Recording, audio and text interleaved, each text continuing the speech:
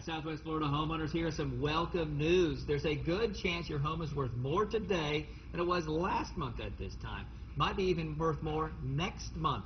Here to talk about the real estate market, our Week News real estate expert Denny Grimes is in this morning.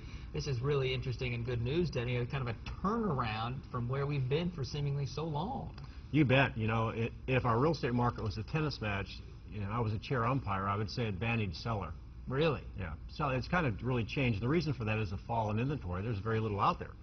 In fact, as I was mentioning just a few minutes ago, we may actually go and start knocking on doors looking for sellers because we have more buyers than sellers. What's happened? It's taken so long to get here, but what is it, just time? Well, it took time to get rid of all the toxic inventory, and so now with advantage of sellers need to realize that they can actually make more money. And we're going to talk about the initial pricing of a listing now with an upward moving market. Right, that's a key. You always have to price it right. Right, and the first thing a seller has to decide is what's more important, time or money.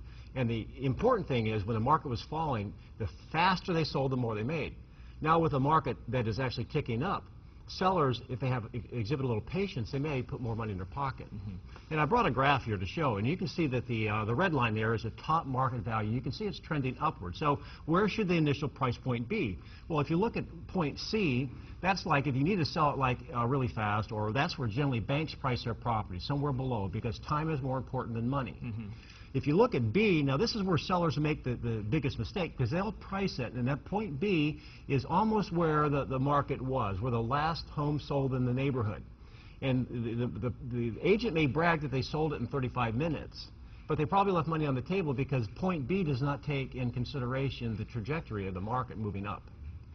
If sellers have time, reasonable amount of time, point A is a better place to list at because it's basically going to allow the market or a buyer to step towards them and actually put more money in their pocket, and that's what's really driving the market up.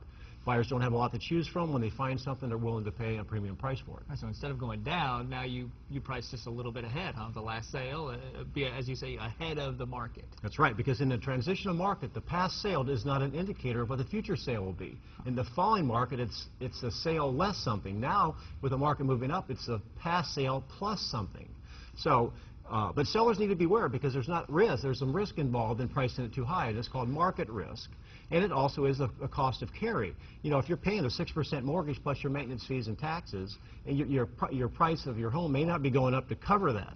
So, and the other thing is that, the market is good right now, but there are other external factors that could change that. You still got to watch those outside risks. That's right. But we're at least going the right way with some really positive trends right now. This is the best news we've had for sellers in like 5 years. That's what we like to hear, Denny. Bring some more back in a couple weeks next time we see you. Okay. Let's get over to Joey, find out what's going to happen with that.